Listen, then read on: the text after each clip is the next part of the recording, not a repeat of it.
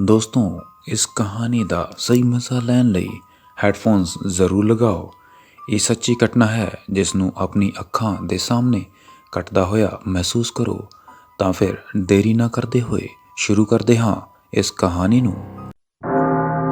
ਸਾਡੇ ਪਿੰਡ ਦੇ ਕਰੀਬ ਅੱਧਾ ਕਿਲੋਮੀਟਰ ਦੀ ਦੂਰੀ ਤੇ ਇੱਕ ਵਿਸ਼ਾਲ ਬਾਗ ਹੈ ਜਿਸ ਨੂੰ ਸਾਡੇ ਪਿੰਡ ਵਾਸੀ ਬੜਕੀ ਬਾਰੀ ਕਹਿੰਦੇ ਹਨ। ਇਹ ਤਕਰੀਬਨ 12-15 ਏਕੜ ਵਿੱਚ ਫੈਲਿਆ ਹੋਇਆ ਹੈ। ਬਾਗ ਵਿੱਚ ਅੰਬ ਅਤੇ ਮਹੂਆ ਦੇ ਰੁੱਖਾਂ ਦਾ ਦਬਦਬਾ ਹੈ।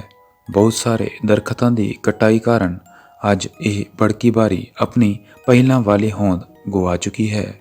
ਪਰ ਅੱਜ ਵੀ ਕਮਜ਼ੋਰ ਦਿਲ ਵਾਲੇ ਲੋਕ ਦੁਪਹਿਰ ਜਾਂ ਦਿਨ ਨੂੰ ਸੂਰਜ ਛਿਪਣ ਤੋਂ ਬਾਅਦ ਇਸ ਬੜਕੀ ਬਾਰੀ ਵੱਲ ਜਾਣਾ ਤਾਂ ਦੂਰ, ਇਸ ਦਾ ਨਾਮ ਆਉਂਦੇ ਹੀ ਉਹਨਾਂ ਦੇ ਰੌਂਗਟੇ ਖੜੇ ਹੋ ਜਾਂਦੇ ਹਨ। ਆਖਿਰ ਕਿਉਂ? ਉਸ ਬੜਕੀ ਬਾਰੀ ਵਿੱਚ ਐਸਾ ਕੀ ਹੈ? ਹਾਂ, ਅੱਜ ਤੋਂ 30-32 ਸਾਲ ਪਹਿਲਾਂ ਇਹ ਬੜਕੀ ਬਾਰੀ ਬਹੁਤ ਸੰਘਣਾ ਤੇ ਡਰਾਉਣਾ ਹੁੰਦਾ ਸੀ। ਦੁਪਹਿਰ ਵੇਲੇ ਵੀ ਇਸ ਬੜਕੀ ਬਾਰੀ ਵਿੱਚ ਹਨੇਰਾ ਅਤੇ ਭੂਤਾਂ ਦਾ ਡਰ ਸੀ। ਇਸ ਬੜਕੀ ਬਾਰੀ ਤੇ ਲੋਕ ਸਿਰਫ ਅੰਬ ਤੋੜਨ ਜਾਂ ਮਹੂਆ ਚੁਗਣ ਲਈ ਟੀਮਾਂ ਬਣਾ ਕੇ ਜਾਂਦੇ ਸਨ। ਹਾਂ, ਹਨੂਮਾਨ ਜੀ ਤੇ ਪੂਰਾ ਵਿਸ਼ਵਾਸ ਰੱਖਣ ਵਾਲੇ ਕੁਝ ਦਲੇਰ ਲੋਕ ਕਈ ਵਾਰ ਇਕੱਲੇ ਵੀ ਜਾਂਦੇ ਸਨ। ਕੁਝ ਲੋਕ ਤਾਂ ਇੱਥੋਂ ਤੱਕ ਕਹਿੰਦੇ ਹਨ ਕਿ ਇੱਥੇ ਰਾਤ ਨੂੰ ਭੂਤ ਪ੍ਰੇਤ ਚੀਕਾਂ ਮਾਰਦੇ ਅਤੇ ਕਬੱਡੀ ਖੇਡਦੇ ਦੇਖੇ ਜਾ ਸਕਦੇ ਹਨ। ਜੇਕਰ ਕੋਈ ਵਿਅਕਤੀ ਬੜਕੀ ਬਾਰੀ ਦੇ ਨੇੜੇ ਵੀ ਭਟਕ ਜਾਂਦਾ ਸੀ ਤਾਂ ਇਹ ਭੂਤ ਉਸ ਨੂੰ ਫੜ ਕੇ ਆਪਣੇ ਨਾਲ ਖੇਡਣ ਲਈ ਮਜਬੂਰ ਕਰਦੇ ਸਨ ਅਤੇ ਜੇਕਰ ਉਹ ਨਾ ਨੁਕਰ ਕਰੇ ਤਾਂ ਉਸ ਨੂੰ ਬੁਰੀ ਤਰ੍ਹਾਂ ਕੁੱਟਦੇ ਸਨ ਅਤੇ ਉਸ ਵਿਅਕਤੀ ਨੂੰ ਉਦੋਂ ਛੱਡਦੇ ਸਨ ਜਦੋਂ ਉਹ ਕਬੂਲ ਕਰਦਾ ਸੀ ਕਿ ਉਹ ਉਹਨਾਂ ਨੂੰ ਭੰਗ ਆਦਿ ਗਿਫਟ ਕਰੇਗਾ। ਸੋ ਮੈਂ ਉਸ ਬਾਗ ਦੀ ਇੱਕ ਸੱਚੀ ਘਟਨਾ ਸੁਣਾਉਣ ਜਾ ਰਿਹਾ ਹਾਂ। ਮੇਰੇ ਵੀ ਉਸ ਬਾਗ ਬਗੀਚੇ ਵਿੱਚ ਬਹੁਤ ਸਾਰੇ ਰੁੱਖ ਸਨ। ਇੱਕ ਵਾਰ ਸਾਡੇ ਦਾਦਾ ਜੀ ਨੇ ਅੰਬਾਂ ਦੇ ਸੀਜ਼ਨ ਦੌਰਾਨ ਪਿੰਡ ਦੇ ਇੱਕ ਵਿਅਕਤੀ ਨੂੰ ਅੰਬਾਂ ਦੀ ਰਖਵਾਲੀ ਦੀ ਜ਼ਿੰਮੇਵਾਰੀ ਦਿੱਤੀ ਸੀ। ਪਰ ਕਿਤੋਂ ਦਾਦਾ ਜੀ ਨੂੰ ਪਤਾ ਲੱਗਾ ਕਿ ਉਹ ਰੋਜ਼ ਰਾਤ ਨੂੰ 1-2 ਜਣਿਆਂ ਨਾਲ ਮਿਲ ਕੇ ਅੰਬ ਤੋੜਦਾ ਹੈ। ਇੱਕ ਦਿਨ ਸਾਡੇ ਦਾਦਾ ਜੀ ਨੇ ਪਤਾ ਕਰਨ ਬਾਰੇ ਸੋਚਿਆ। ਰਾਤ ਨੂੰ ਖਾਣ ਪੀਣ ਤੋਂ ਬਾਅਦ ਸੋਟੀ ਅਤੇ ਟਾਰਚ ਲੈ ਕੇ ਸਾਡੇ ਦਾਦਾ ਜੀ ਬਾਰੀ ਦੇ ਉਸ ਭਿਆਨਕ ਅਤੇ ਭੂਤਾਂ ਦੇ ਇਲਾਕੇ ਵਿੱਚ ਪਹੁੰਚ ਗਏ। ਉਹਨਾਂ ਨੇ ਕੋਨੇ ਦੇ ਦਰਖਤ ਦੇ ਹੇਠਾਂ ਇੱਕ ਵਿਅਕਤੀ ਨੂੰ ਦੇਖਿਆ। ਦਾਦਾ ਜੀ ਨੇ ਸੋਚਿਆ ਕਿ ਇਹ ਉਹੀ ਵਿਅਕਤੀ ਹੈ ਜੋ ਅੰਬ ਚੁਗਦਾ ਹੈ। ਦਾਦਾ ਜੀ ਨੇ ਆਪ ਦੇਖਿਆ ਨਾ ਤਾਵ ਅਤੇ ਉਸ ਵਿਅਕਤੀ ਨੂੰ ਫੜਨ ਲਈ ਦੌੜਨਾ ਸ਼ੁਰੂ ਕਰ ਦਿੱਤਾ। ਉਹ ਵਿਅਕਤੀ ਦੌੜਨ ਲੱਗਾ। ਦਾਦਾ ਜੀ ਭੱਜ ਕੇ ਉਸ ਕੋਲ ਆ ਰਹੇ ਸਨ ਅਤੇ ਰੌਲਾ ਪਾ ਰਹੇ ਸਨ ਕਿ ਅੱਜ ਮੈਂ ਤੈਨੂੰ ਫੜ ਕੇ ਹੀ ਰਹਾਂਗਾ, ਭੱਜ, ਦੇਖਦੇ ਹਾਂ ਕਿੰਨਾ ਭੱਜਦਾ ਹੈ। ਅਚਾਨਕ ਉਹ ਵਿਅਕਤੀ ਉਸ ਬਾਗ ਵਿੱਚ ਸਥਿਤ ਇੱਕ ਬੋੜ ਦੇ ਦਰਖਤ ਦੇ ਕੋਲ ਪਹੁੰਚਿਆ ਅਤੇ ਭਿਅੰਕਰ ਅਤੇ ਵਿਕਰਾਲ ਰੂਪ ਵਿੱਚ ਆ ਗਿਆ। ਉਸ ਦੇ ਆਲੇ ਦੁਆਲੇ ਅੱਗ ਉੱਠਣ ਲੱਗੀ। ਹੁਣ ਸਾਡੇ ਦਾਦਾ ਜੀ ਜੜ ਹੋ ਗਏ। ਉਹਨਾਂ ਦੀ ਅਕਲ ਨੇ ਕੰਮ ਕਰਨਾ ਬੰਦ ਕਰ ਦਿੱਤਾ। ਉਹਨਾਂ ਦਾ ਸਰੀਰ ਕੰਬਣ ਲੱਗਾ, ਰੋਏ ਖੜੇ ਹੋ ਗਏ ਅਤੇ ਉਹ ਪੂਰੀ ਤਰ੍ਹਾਂ ਬੋਲਣ ਤੋਂ ਰਹਿ ਗਏ। ਹੁਣ ਉਹਨਾਂ ਦੀ ਹਿੰਮਤ ਵੀ ਜਵਾਬ ਦੇ ਰਹੀ ਸੀ ਅਤੇ ਉਹਨਾਂ ਦੇ ਪੈਰ ਨਾ ਅੱਗੇ ਵਧ ਰਹੇ ਸਨ ਅਤੇ ਨਾ ਹੀ ਪਿੱਛੇ। ਲਗਭਗ 2-3 ਮਿੰਟਾਂ ਤੱਕ ਖੜਨ ਤੋਂ ਬਾਅਦ ਉਹ ਕੁਝ ਹਿੰਮਤ ਨਾਲ ਹਨੂਮਾਨ ਚਾਲੀਸਾ ਦਾ ਪਾਠ ਕਰਦੇ ਹੋਏ ਹੌਲੀ-ਹੌਲੀ ਪਿੱਛੇ ਹਟਣ ਲੱਗੇ। ਜਦੋਂ ਉਹ ਘਰ ਪਹੁੰਚੇ ਤਾਂ ਉਹਨਾਂ ਦੇ ਸਰੀਰ ਵਿੱਚੋਂ ਅੱਗ ਨਿਕਲ ਰਹੀ ਸੀ। ਉਹ ਬਹੁਤ ਡਰੇ ਹੋਏ ਸਨ। 3-4 ਦਿਨ ਮੰਜੇ ਤੇ ਪਏ ਰਹਿਣ ਤੋਂ ਬਾਅਦ ਉਹਨਾਂ ਨੂੰ ਆਰਾਮ ਮਿਲਿਆ। ਉਸ ਸਾਲ ਸਾਡੇ ਦਾਦਾ ਜੀ ਨੇ ਉਸ ਬੜਕੀ ਬਾਰੀ ਵਿੱਚ ਮੁੜ ਕਦੇ ਵੀ ਇਕੱਲੇ ਨਾ ਜਾਣ ਦੀ ਸਹੁੰ ਖਾਧੀ। ਇੱਕ ਜ਼ਰੂਰੀ ਗੱਲ ਦੋਸਤੋ, ਤੁਹਾਨੂੰ ਇਹ ਕਹਾਣੀ ਕਿਹੋ ਜਿਹੀ ਲੱਗੀ ਕਿਰਪਾ ਕਰਕੇ ਕਮੈਂਟ ਕਰਕੇ ਜ਼ਰੂਰ ਦੱਸਣਾ ਅਤੇ ਹਾਂ, ਸਬਸਕ੍ਰਾਈਬ ਕਰਨਾ ਨਾ ਭੁੱਲਣਾ। ਤੁਹਾਡੇ ਵੀਰ ਨੂੰ ਤੁਹਾਡੇ ਸਹਿਯੋਗ ਦੀ ਲੋੜ ਹੈ। ਸਬਸਕ੍ਰਾਈਬ ਕਰਨਾ ਬਿਲਕੁਲ ਫ੍ਰੀ ਹੈ। ਹੁਣੇ ਸਬਸਕ੍ਰਾਈਬ ਕਰੋ ਜੀ।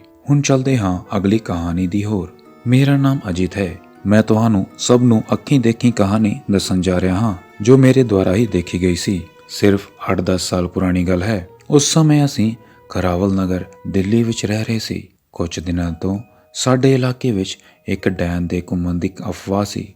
ਕੁਝ ਲੋਕਾਂ ਨੇ ਕਿਹਾ ਕਿ ਉਹਨਾਂ ਨੇ ਰਾਤ ਨੂੰ ਇੱਕ ਡਰਾਉਣੀ ਔਰਤ ਨੂੰ ਤੁਰਦਿਆਂ ਦੇਖਿਆ ਹੈ ਜਿਸ ਦੇ ਲੰਬੇ ਵਾਲ, ਲੰਬੇ ਹੱਥ ਅਤੇ ਵੱਡੇ ਨਹੁੰ ਹਨ। ਕੁਝ ਅਫਵਾਹਾਂ ਸਨ ਕਿ ਜਿਸਨੇ ਦੇਖਿਆ ਉਸ ਵਿੱਚੋਂ ਕੋਈ ਤਾਂ ਮਾਰਿਆ ਗਿਆ ਜਾਂ ਪਾਗਲ ਹੋ ਗਿਆ। ਕਦੇ ਇਹ ਘਰਾਂ ਦੀ ਛੱਤਾਂ ਤੇ ਅਤੇ ਕਦੇ ਗਲੀਆਂ ਵਿੱਚ ਘੁੰਮਦੀ ਦਿਖਾਈ ਦਿੰਦੀ ਹੈ। ਜਿਸ ਕਾਰਨ ਲੋਕਾਂ ਨੇ ਛੱਤ ਤੇ ਸੌਣਾ ਬੰਦ ਕਰ ਦਿੱਤਾ ਸੀ। ਹਨੇਰਾ ਹੁੰਦੇ ਹੀ ਗਲੀਆਂ ਸੁਨਸਾਨ ਹੋ ਜਾਂਦੀਆਂ ਸਨ। ਇੱਕ ਦਿਨ ਮੁਹੱਲੇ ਦੇ ਲੋਕ ਮਿਲ ਕੇ ਸਾਰੀ ਰਾਤ ਪਹਿਰਾ ਦਿੰਦੇ ਰਹੇ, ਜੋ ਬਹੁਤ ਬਹਾਦਰ ਸੀ, ਪਰ ਅੰਦਰੋਂ ਸਾਰੇ ਡਰੇ ਹੋਏ ਸਨ। ਪਰ ਕੋਈ ਨਾ ਆਇਆ। ਮੈਂ ਇਸ ਗੱਲ ਤੇ ਬਿਲਕੁਲ ਵਿਸ਼ਵਾਸ ਨਹੀਂ ਕਰਦਾ ਸੀ। ਜੋ ਵੀ ਡੈਣ ਦੀ ਗੱਲ ਕਰਦਾ ਸੀ, ਮੈਂ ਉਸ ਦਾ ਮਜ਼ਾਕ ਉਡਾਇਆ ਕਰਦਾ ਸੀ। ਮੇਰਾ ਮੰਨਣਾ ਸੀ ਕਿ ਇਹ ਲੋਕਾਂ ਦੀ ਗਲਤ ਧਾਰਨਾ ਹੈ ਜਾਂ ਕੋਈ ਵਿਅਕਤੀ ਲੋਕਾਂ ਨੂੰ ਡਰਾ ਰਿਹਾ ਹੈ। ਪਰ ਜਲਦੀ ਹੀ ਮੇਰਾ ਵਿਸ਼ਵਾਸ ਟੁੱਟ ਗਿਆ। ਆਓ ਜਾਣਦੇ ਹਾਂ ਕਿਵੇਂ। ਇੱਕ ਰਾਤ ਸਾਡੇ ਇਲਾਕੇ ਦੀ ਬਿਜਲੀ ਚਲੀ ਗਈ। ਸਾਰੇ ਅੰਦਰ ਹੀ ਸੁੱਤੇ ਪਏ ਸੀ। ਡਾਇਨ ਦੇ ਡਰੋਂ ਕੋਈ ਛੱਤ ਤੇ ਜਾਣ ਦੀ ਹਿੰਮਤ ਨਹੀਂ ਕਰ ਰਿਹਾ ਸੀ। ਮੈਨੂੰ ਵੀ ਉੱਪਰ ਜਾਣ ਦੀ ਮਨਾਹੀ ਸੀ। ਪਰ ਜਦੋਂ ਗਰਮੀ ਬਰਦਾਸ਼ਤ ਨਾ ਹੋ ਸਕੀ, ਮੈਂ ਆਪਣਾ ਬਿਸਤਰਾ ਚੁੱਕਿਆ ਅਤੇ ਛੱਤ ਤੇ ਚਲਾ ਗਿਆ। ਛੱਤ ਤੇ ਪਹੁੰਚ ਕੇ ਮੈਨੂੰ ਕੁਝ ਆਵਾਜ਼ਾਂ ਸੁਣਾਈ ਦੇਣ ਲੱਗੀਆਂ, ਜਿਵੇਂ ਕੋਈ ਜਾਨਵਰ ਕੁਝ ਖਾ ਰਿਹਾ ਹੋਵੇ। ਮੈਂ ਅੱਧੀ ਨੀਂਦ ਵਿੱਚ ਇੱਧਰ ਉੱਧਰ ਦੇਖਣ ਲੱਗ ਪਿਆ ਔਰ ਤੇਜ਼ ਬਦਬੂ ਆ ਰਹੀ ਸੀ। ਆਖਿਰਕਾਰ ਇਹ ਜਾਨਵਰ ਕਿੱਥੇ ਹੈ? ਅਚਾਨਕ ਇਹ ਕੀ ਹੈ? ਮੈਂ ਇੱਕਦਮ ਘਬਰਾ ਗਿਆ। ਮੈਂ ਇੱਕ ਔਰਤ ਨੂੰ ਛੱਤ ਦੇ ਬਨੇਰੇ ਤੇ ਬੈਠਾ ਦੇਖਿਆ। ਉਸ ਦੇ ਹੱਥ ਵਿੱਚ ਮਾਂਸ ਵਰਗਾ ਟੁਕੜਾ ਦਿਖਾਈ ਦੇ ਰਿਹਾ ਸੀ, ਜਿਸ ਨੂੰ ਉਹ ਖਾ ਰਹੀ ਸੀ। ਉਸ ਦਾ ਚਿਹਰਾ ਦੂਜੇ ਪਾਸੇ ਸੀ। ਸਿਰਫ ਉਸ ਦੇ ਜਾਨਵਰ ਵਰਗੇ ਹੱਥ ਦਿਖਾਈ ਦੇ ਰਹੇ ਸਨ, ਜੋ ਕਿਸੇ ਆਮ ਇਨਸਾਨ ਨਾਲੋਂ ਲੰਬੇ ਜਾਪਦੇ ਸੀ। ਇਹ ਸਭ ਦੇਖ ਕੇ ਮੇਰੀ ਤਬੀਅਤ ਵਿਗੜ ਗਈ। ਇੱਕ ਪਲ ਲਈ ਤਾਂ ਮੇਰਾ ਦਿਲ ਮੇਰੇ ਮੂੰਹ ਨੂੰ ਆ ਗਿਆ। ਸਾਹ ਰੁਕਣ ਲੱਗਾ। ਮੇਰੇ ਹੱਥ ਪੈਰ ਸੁੱਜ ਗਏ ਅਤੇ ਜਾਮ ਹੋ ਗਏ। ਮੈਂ ਅੱਜ ਤੱਕ ਕਦੇ ਵੀ ਅਜਿਹੀ ਦਹਿਸ਼ਤ ਮਹਿਸੂਸ ਨਹੀਂ ਕੀਤੀ ਸੀ। ਮੈਂ ਆਪਣਾ ਬਿਸਤਰਾ ਉੱਥੇ ਹੀ ਛੱਡ ਕੇ ਹੇਠਾਂ ਭੱਜਿਆ ਅਤੇ ਦਰਵਾਜ਼ਾ ਚੰਗੀ ਤਰ੍ਹਾਂ ਬੰਦ ਕਰ ਦਿੱਤਾ। ਉਸ ਤੋਂ ਬਾਅਦ ਮੈਨੂੰ 3 ਦਿਨਾਂ ਤੱਕ ਬੁਖਾਰ ਰਿਹਾ। ਮੈਨੂੰ ਲਗਾਤਾਰ ਉਹੀ ਦੁਰਗੰਧ ਆ ਰਹੀ ਸੀ ਅਤੇ ਮੈਨੂੰ ਮੇਰੇ ਕੰਨਾਂ ਵਿੱਚ ਫੁਸਫੁਸਾਹਟ ਸੁਣਾਈ ਦੇ ਰਹੀ ਸੀ। ਮੈਂ ਆਪਣੇ ਪਰਿਵਾਰ ਵਾਲਿਆਂ ਨੂੰ ਸਾਰੀ ਗੱਲ ਦੱਸੀ। ਪਰਿਵਾਰ ਵਾਲਿਆਂ ਨੇ ਇੱਕ ਬਾਬੇ ਨੂੰ ਮੇਰੇ ਤੇ ਇਲਾਜ ਲਈ ਕਿਹਾ। ਬਾਬੇ ਨੇ ਝਾੜ ਫੂਕ ਕੀਤੀ ਤਾਂ ਮੈਂ ਠੀਕ ਹੋ ਗਿਆ। ਬਾਬੇ ਨੇ ਮੇਰੇ ਪਿਤਾ ਜੀ ਨੂੰ ਦੱਸਿਆ ਕਿ ਉਸ ਡੈਣ ਦਾ ਅਗਲਾ ਸ਼ਿਕਾਰ ਤੁਹਾਡਾ ਪੁੱਤਰ ਸੀ, ਇਸ ਲਈ ਉਸਨੇ ਆਪਣਾ ਪਰਛਾਵਾਂ ਤੁਹਾਡੇ ਪੁੱਤਰ ਤੇ ਛੱਡਿਆ ਸੀ।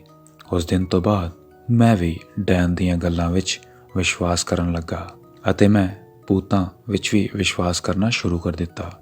ਡੈਣ ਦੇਖੇ ਜਾਣ ਦੀਆਂ ਘਟਨਾਵਾਂ ਅਗਲੇ ਕੁਝ ਦਿਨ ਹੋਰ ਜਾਰੀ ਰਹੀਆਂ, ਪਰ ਕੁਝ ਦਿਨ ਬਾਅਦ ਡੈਣ ਦੇਖਣ ਦੀ ਘਟਨਾਵਾਂ ਬੰਦ ਹੋ ਗਈਆਂ।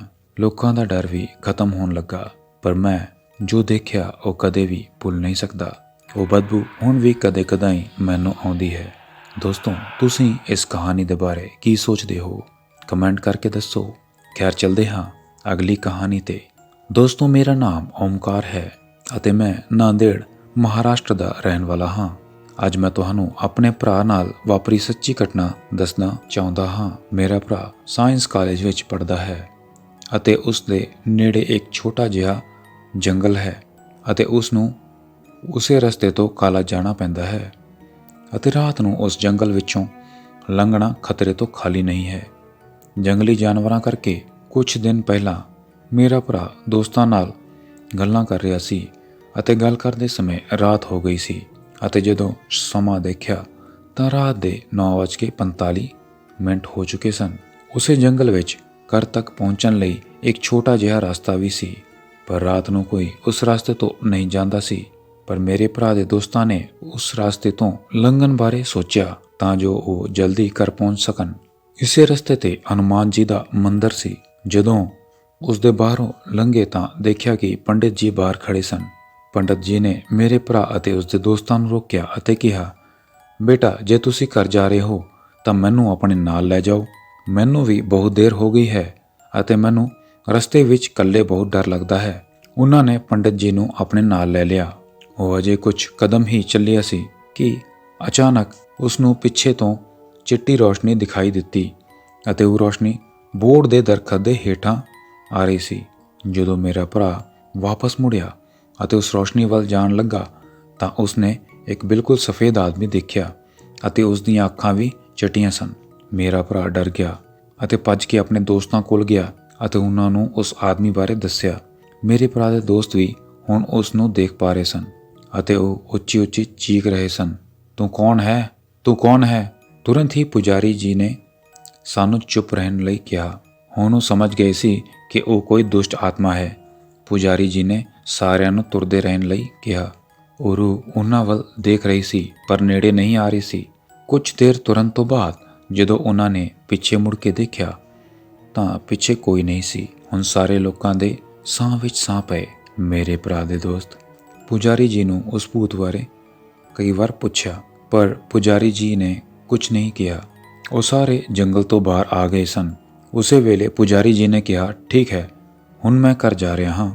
ਉਹ ਅੱਗੇ ਚਲੇ ਗਏ। ਫਿਰ ਜਦੋਂ ਉਹਨਾਂ ਨੇ ਦੁਬਾਰਾ ਪੁਜਾਰੀ ਜੀ ਤੋਂ ਪੁੱਛਣ ਲਈ ਪਿੱਛੇ ਮੁੜ ਕੇ ਦੇਖਿਆ ਕਿ ਪੁਜਾਰੀ ਜੀ ਗਾਇਬ ਸੀ। ਉਹ ਸਾਰੇ ਇੱਕ ਵਾਰ ਫਿਰ ਡਰ ਗਏ। ਜਦੋਂ ਉਹ ਗੱਲ ਸਮਝਣ ਲਈ ਪੁਜਾਰੀ ਜੀ ਦੇ ਘਰ ਗਏ ਤਾਂ ਪੁਜਾਰੀ ਜੀ ਖਾਣਾ ਖਾ ਰਹੇ ਸੀ। ਉਹਨਾਂ ਨੇ ਪੁਜਾਰੀ ਜੀ ਨੂੰ ਪੁੱਛਿਆ ਕਿ ਤੁਸੀਂ ਕਿੱਥੇ ਗਾਇਬ ਹੋ ਗਏ ਸੀ? ਤਾਂ ਪੁਜਾਰੀ ਜੀ ਨੇ ਕਿਹਾ, ਬੇਟਾ, ਮੈਂ ਰੋਜ਼ਾਨਾ 8:30 ਵਜੇ ਘਰ ਆ ਜਾਂਦਾ ਹਾਂ ਅਤੇ ਤੁਸੀਂ ਕੀ ਗੱਲ ਕਰ ਰਹੇ ਹੋ? ਉਹ ਡਰਦੇ ਮਾਰੇ ਪੁਜਾਰੀ ਜੀ ਨਾਲ ਗੱਲ ਕੀਤੇ ਬਿਨਾਂ ਹੀ ਉੱਥੋਂ ਚਲੇ ਗਏ ਅਤੇ ਰਸਤੇ ਵਿੱਚ ਉਹਨਾਂ ਨੂੰ ਅਹਿਸਾਸ ਹੋਇਆ ਕਿ ਸ਼ਾਇਦ ਉਹ ਆਪ ਹਨੂਮਾਨ ਜੀ ਸੀ ਜੋ ਉਹਨਾਂ ਨੂੰ ਉਸ ਵਿਪਤਾ ਤੋਂ ਬਚਾਉਣ ਲਈ ਪੁਜਾਰੀ ਦੇ ਭੇਸ ਵਿੱਚ ਆਏ ਸੀ। ਮੇਰਾ ਭਰਾ ਅਤੇ ਉਸਦੇ ਸਾਰੇ ਦੋਸਤ ਹਨੂਮਾਨ ਜੀ ਦੇ ਭਗਤ ਸਨ। ਦੋਸਤੋ, ਇਹ ਸੱਚੀ ਘਟਨਾ ਹੈ ਜੋ ਮੇਰੇ ਭਰਾ ਨਾਲ ਵਾਪਰੀ ਹੈ। ਦੋਸਤੋ, ਤੁਸੀਂ ਇਸ ਕਹਾਣੀ ਬਾਰੇ ਕੀ ਸੋਚਦੇ ਹੋ? ਕਮੈਂਟ ਕਰਕੇ ਦੱਸੋ। ਖੈਰ, ਚਲਦੇ ਹਾਂ ਅਗਲੀ ਕਹਾਣੀ ਤੇ। ਮੈਂ ਤੁਹਾਨੂੰ ਇੱਕ ਕਹਾਣੀ ਦੱਸਣ ਜਾ ਰਿਹਾ ਹਾਂ ਜੋ ਇਸ ਤੋਂ ਥੋੜੀ ਵੱਖਰੀ ਹੈ। ਸੋ ਦੋਸਤੋ, ਇੱਕ ਰਾਤ ਮੈਂ ਆਪਣੇ ਪਿੰਡ ਤੋਂ ਬੱਸ ਸਟੈਂਡ ਨੂੰ ਆਪਣੇ ਦੋਸਤ ਅਵਦੇਸ਼ ਨਾਲ ਹਨੇਰੀ ਰਾਤ ਵਿੱਚ ਖੇਤ ਵੱਲ ਤੋਂ ਜਾ ਰਿਹਾ ਸੀ ਤਾਂ ਮੇਰੇ ਦੋਸਤ ਨੇ ਕਿਹਾ, ਯਾਰ ਥੋੜਾ ਤੇਜ਼ ਚੱਲ, ਇਸ ਖੇਤ ਤੋਂ ਕੁਝ ਸਮੱਸਿਆ ਹੈ। ਅਗਲੇ 2 ਖੇਤਾਂ ਤੱਕ। ਤਾਂ ਮੈਂ ਪੁੱਛਿਆ, ਕੀ ਸਮੱਸਿਆ ਹੈ? ਉਹ ਵਾਰ-ਵਾਰ ਗਲਤ ਟਾਲਦਾ ਰਿਹਾ, ਪਰ ਜਦੋਂ ਮੈਂ ਹੋਰ ਦਬਾਅ ਪਾਇਆ ਤਾਂ ਉਸਨੇ ਸਾਰੀ ਕਹਾਣੀ ਦੱਸ ਦਿੱਤੀ। ਕਈ ਸਾਲ ਪਹਿਲਾਂ ਇੱਕ ਵਿਅਕਤੀ ਆਪਣੇ ਪਿੰਡ ਤੋਂ ਰਾਤ ਨੂੰ ਇਨ੍ਹਾਂ ਖੇਤਾਂ ਵਿੱਚੋਂ ਦੀ ਲੰਘ ਰਿਹਾ ਸੀ। ਰਸਤੇ ਵਿੱਚ ਉਹ ਪਿਸ਼ਾਬ ਕਰਨ ਲਈ ਇੱਕ ਦਰਖਤ ਹੇਠਾਂ ਰੁਕਿਆ। ਉਸ ਤੋਂ ਬਾਅਦ ਜਦੋਂ ਉਹ ਕੁਝ ਦੇਰ ਤੁਰਿਆ ਤਾਂ ਉਸ ਨੂੰ ਬੱਚੇ ਦੇ ਰੋਣ ਦੀ ਆਵਾਜ਼ ਸੁਣਾਈ ਦਿੱਤੀ। ਇਸ ਲਈ ਉਸਨੇ ਸੋਚਿਆ ਕਿ ਇਹ ਰਾਤ ਦੇ ਚੌਕੀਦਾਰ ਦਾ ਬੱਚਾ ਹੋਵੇਗਾ। ਪਰ ਉਦੋਂ ਹੀ ਉਸ ਨੂੰ ਯਾਦ ਆਇਆ ਕਿ ਇਹ ਖੇਤ ਰਾਮਦੀਨ ਦੇ ਚਾਚੇ ਦਾ ਹੈ, ਜਿਸ ਦੀ 3 ਸਾਲ ਪਹਿਲਾਂ ਇੱਥੇ ਫਾਹਾ ਲੈ ਕੇ ਮੌਤ ਹੋ ਗਈ ਸੀ। ਉਹ ਆਦਮੀ ਡਰਦੇ ਹੋਏ ਕਦਮਾਂ ਨਾਲ ਅੱਗੇ ਵੱਧਦਾ ਰਿਹਾ ਅਤੇ ਉਸ ਦੇ ਮਨ ਨੂੰ ਉਹਨਾਂ ਲੋਕਾਂ ਦੀਆਂ ਗੱਲਾਂ ਯਾਦ ਆ ਗਈਆਂ ਕਿ ਇਸ ਖੇਤ ਵਿੱਚ ਲੰਘਦੇ ਸਮੇਂ ਰਾਤ ਨੂੰ ਕਦੇ ਵੀ ਪਿੱਛੇ ਨਾ ਮੁੜੋ। ਜੇਕਰ ਕੋਈ ਰਸਤਾ ਪੁੱਛਦਾ ਹੈ ਤਾਂ ਉਸ ਦੀਆਂ ਲੱਤਾਂ ਅਤੇ ਅੱਖਾਂ ਵੱਲ ਦੇਖਣਾ ਨਾ ਸੁਣੋ, ਕੋਈ ਚਾਹੇ ਜਿੰਨਾ ਮਰਜ਼ੀ ਕਹੇ। ਇਹ ਸਾਰੀਆਂ ਗੱਲਾਂ ਮਨ ਵਿੱਚ ਸੋਚਦਿਆਂ ਹੀ ਉਸ ਆਦਮੀ ਦੀ ਹਾਲਤ ਬਹੁਤ ਖਰਾਬ ਹੋ ਗਈ ਅਤੇ ਉਹ ਸੋਚਣ ਲੱਗਾ ਕਿ ਉਸਨੇ ਇੱਥੇ ਆਉਣ ਤੋਂ ਪਹਿਲਾਂ ਇਹ ਸਭ ਕੁਝ ਕਿਉਂ ਨਹੀਂ ਸੋਚਿਆ। ਜਿਵੇਂ-ਜਿਵੇਂ ਉਹ ਅੱਗੇ ਵਧਿਆ ਤਾਂ ਬੱਚੇ ਦੀ ਆਵਾਜ਼ ਉੱਚੀ ਹੁੰਦੀ ਗਈ ਅਤੇ ਇੰਜ ਲੱਗਦਾ ਸੀ ਜਿਵੇਂ ਉਹ ਉਸ ਦੇ ਨਾਲ ਹੀ ਚੱਲ ਰਿਹਾ ਹੋਵੇ। ਦੋਸਤੋ, ਸੋਚਣ ਵਾਲੀ ਗੱਲ ਹੈ, ਅਗਰ ਇਹ ਅਹਿਸਾਸ ਤੁਹਾਡੇ ਨਾਲ ਹੋਵੇ ਤਾਂ ਤੁਹਾਡਾ ਕੀ ਰਿਐਕਸ਼ਨ ਹੋਵੇਗਾ ਜਦ ਤੁਹਾਡੇ ਆਸ-ਪਾਸ ਕਈ ਕਿਲੋਮੀਟਰ ਤੱਕ ਕੋਈ ਇਨਸਾਨ ਨਾ ਹੋਵੇ। ਫਿਰ ਅਚਾਨਕ ਉਸਨੇ ਦੇਖਿਆ ਕਿ ਬੱਚਾ ਦਰਖਤ ਨਾਲ ਬੰਨੇ ਝੂਲੇ 'ਚ ਪਿਆ ਰੋ ਰਿਹਾ ਹੈ। ਇਸ ਲਈ ਡਰਦਿਆਂ ਹੀ ਉਸਨੇ ਆਵਾਜ਼ ਮਾਰੀ ਕਿ ਇਹ ਕਿਸ ਦਾ ਬੱਚਾ ਹੈ, ਪਰ ਕੋਈ ਜਵਾਬ ਨਹੀਂ ਆਇਆ। ਇਸ ਲਈ ਉਹ ਡਰਦੇ ਮਾਰੇ ਅੱਗੇ ਵਧਿਆ, ਪਰ ਬੱਚੇ ਦੀਆਂ ਕਿਲਕਾਰੀਆਂ ਸੁਣ ਕੇ ਉਸ ਤੋਂ ਰਿਹਾ ਨਹੀਂ ਗਿਆ ਅਤੇ ਜਦੋਂ ਉਸਨੇ ਪਿੱਛੇ ਮੁੜ ਕੇ ਦੇਖਿਆ ਤਾਂ ਕੀ ਦੇਖਦਾ ਹੈ ਕਿ ਬੱਚਾ ਉਸ ਦੇ ਪਿੱਛੇ ਪਿਆ ਹੋਇਆ ਹੈ। ਉਸਨੇ ਰਹਿਮ ਕਰਕੇ ਉਸ ਬੱਚੇ ਨੂੰ ਆਪਣੀ ਗੋਦ ਵਿੱਚ ਲਿਆ ਅਤੇ ਦੌੜਨ ਲੱਗਾ। ਥੋੜੀ ਦੇਰ ਬਾਅਦ ਉਹ ਬੱਚਾ ਉਸ ਨੂੰ ਭਾਰਾ ਮਹਿਸੂਸ ਹੋਣ ਲੱਗਾ ਅਤੇ ਉਹ ਦੇਖ ਕੇ ਹੈਰਾਨ ਹੋਣ ਲੱਗਾ ਕਿ ਉਸ ਦੀਆਂ ਲੱਤਾਂ ਲੰਬੀਆਂ ਹੋਣ ਤੋਂ ਬਾਅਦ ਜ਼ਮੀਨ ਨੂੰ ਛੂਹਣ ਵਾਲੀਆਂ ਹਨ। ਉਹ ਘਬਰਾ ਗਿਆ ਅਤੇ ਬੱਚੇ ਨੂੰ ਆਪਣੀ ਗੋਦ ਤੋਂ ਹੇਠਾਂ ਸੁੱਟ ਦਿੱਤਾ। ਜਿਵੇਂ ਹੀ ਉਹ ਬੱਚਾ ਗੋਦੀ ਤੋਂ ਡਿੱਗਿਆ, ਬੱਚਾ ਵੱਡੇ ਆਦਮੀ ਵਾਂਗ ਉੱਚੀ-ਉੱਚੀ ਹੱਸਿਆ ਅਤੇ ਕਿਹਾ, ਅੱਜ ਤੂੰ ਬਚ ਗਿਆ। ਜੇ ਮੇਰੇ ਪੈਰ ਜ਼ਮੀਨ ਨੂੰ ਛੂਹ ਜਾਂਦੇ ਤਾਂ ਅੱਜ ਤੈਨੂੰ ਇੱਥੇ ਕੋਈ ਨਹੀਂ ਬਚਾ ਸਕਦਾ ਸੀ। ਤੇਰੀ ਮੌਤ ਨਿਸ਼ਚਿਤ ਸੀ। ਇਹ ਕਹਿੰਦੇ ਹੀ ਬੱਚਾ ਗਾਇਬ ਹੋ ਗਿਆ। ਉਹ ਵਿਅਕਤੀ ਹੇਠਾਂ ਡਿੱਗਦਾ ਹੋਇਆ ਘਰ ਪਹੁੰਚਿਆ ਅਤੇ ਘਰ ਪਹੁੰਚਦੇ ਹੀ ਬੇਹੋਸ਼ ਹੋ ਗਿਆ। ਜਦੋਂ ਉਸ ਨੂੰ ਹੋਸ਼ ਆਇਆ ਤਾਂ ਉਸਨੇ ਪਿੰਡ ਵਾਸੀਆਂ ਨੂੰ ਸਾਰੀ ਗੱਲ ਦੱਸੀ। ਜਿਵੇਂ ਹੀ ਮੈਂ ਇਹ ਕਹਾਣੀ ਸੁਣੀ, ਮੈਂ ਘਬਰਾਹਟ ਦੇ ਕਾਰਨ ਪਿੱਛੇ ਮੁੜੇ ਬਿਨਾਂ ਇੰਨੀ ਤੇਜ਼ੀ ਨਾਲ ਦੌੜਿਆ ਅਤੇ ਰਾਤ ਨੂੰ ਉਸ ਭੂਤ ਪ੍ਰੇਤ ਖੇਤ ਵਿੱਚੋਂ ਕਦੇ ਨਹੀਂ ਲੰਘਿਆ। ਦੋਸਤੋ, ਤੁਸੀਂ ਵੀ ਆਪਣੀ ਕਹਾਣੀ ਸਾਡੇ ਨਾਲ ਸ਼ੇਅਰ ਕਰ ਸਕਦੇ ਹੋ। ਬਾਕੀ ਤੁਸੀਂ ਇਹਨਾਂ ਕਹਾਣੀਆਂ ਬਾਰੇ ਕੀ ਸੋਚਦੇ ਹੋ, ਕਮੈਂਟ ਕਰਕੇ ਦੱਸੋ। ਅਸੀਂ ਤੁਹਾਡੇ ਕਮੈਂਟਾਂ ਦਾ ਬੇਸਬਰੀ ਦੇ ਨਾਲ ਇੰਤਜ਼ਾਰ ਕਰਾਂਗੇ। ਜੇ ਸਾਡੇ ਚੈਨਲ ਤੇ ਤੁਸੀਂ ਨਵੇਂ ਹੋ ਤਾਂ ਸਬਸਕ੍ਰਾਈਬ ਕਰਨਾ ਨਾ ਭੁੱਲੋ, ਤਾਂ ਕਿ ਸਾਡਾ ਵੀਡੀਓ ਤੁਹਾਡੇ ਕੋਲ ਸਭ ਤੋਂ ਪਹਿਲਾਂ ਪਹੁੰਚੇ। ਅਤੇ ਸਾਡੇ ਹੋਰ ਵੀਡੀਓ ਦੇਖਣਾ ਚਾਹੁੰਦੇ ਹੋ ਤਾਂ ਸਾਹਮਣੇ ਦਿਖ ਰਹੇ ਵੀਡੀਓ ਤੇ ਕਲਿੱਕ ਕਰਕੇ ਜ਼ਰੂਰ ਦੇਖੋ। ਤੁਹਾਨੂੰ ਇਹ ਵੀ ਪਸੰਦ ਆਉਣਗੇ। ਤਾਂ ਫਿਰ ਚੱਲਦੇ ਹਾਂ, ਛੇਤੀ ਹੀ ਫਿਰ ਮਿਲਾਂਗੇ ਇੱਕ ਹੋਰ ਸੱਚੀ ਕਹਾਣੀ ਦੇ ਨਾਲ। ਤਦ ਤੱਕ ਲਈ ਗੁੱਡ ਬਾਏ।